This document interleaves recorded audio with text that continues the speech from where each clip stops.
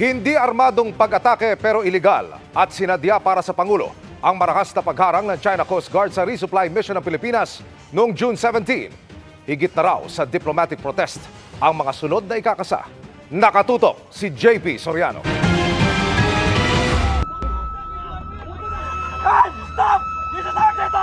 Sa kabila ng marahas na pangharang ng China Coast Guard sa resupply mission sa Ayungin nitong June 17, malinaw sa Pangulo kung paano ito dapat at hindi dapat ilarawan.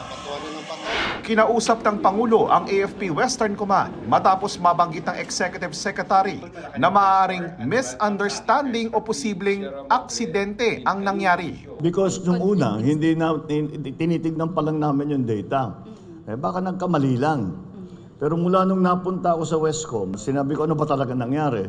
Maliwanag, hindi misunderstanding. Talagang pinuntahan tayo para harangin ang ating resupply. Pero sinang-ayunan ng Pangulo ang binanggit ni Bersamin na hindi pa ito armed attack na mahalagang punto dahil requirement ito para i-invoke ang Mutual Defense Treaty ng Pilipinas at Amerika. It's not armed. Walang pumutok. Sir, bakit hindi tayo tinutukan ng baril. Sorry, sir.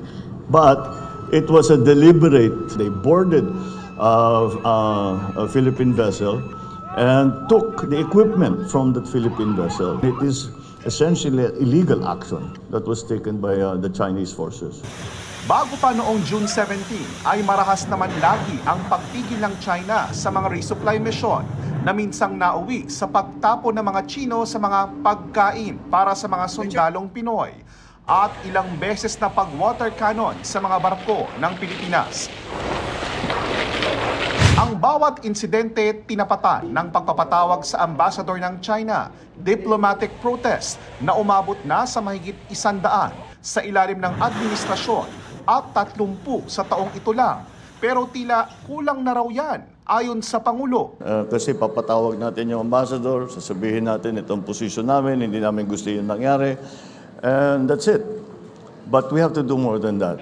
Hindi idinetalye ng Pangulo kung ano ang dagdag na hakbang. Pero nabanggit ng mga opisyal na idadaan ito sa diplomasya at konsultasyon.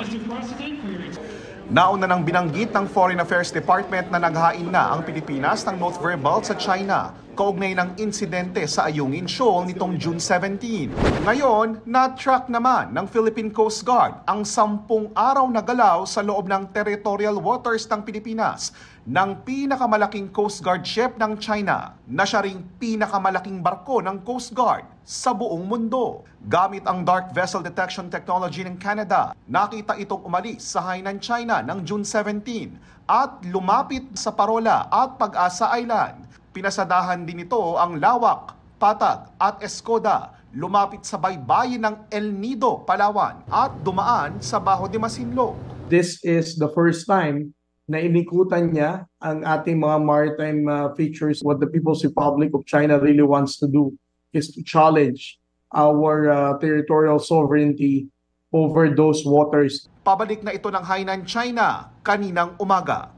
Para sa GMA Integrated News, JP Soriano, nakatutok 24 oras.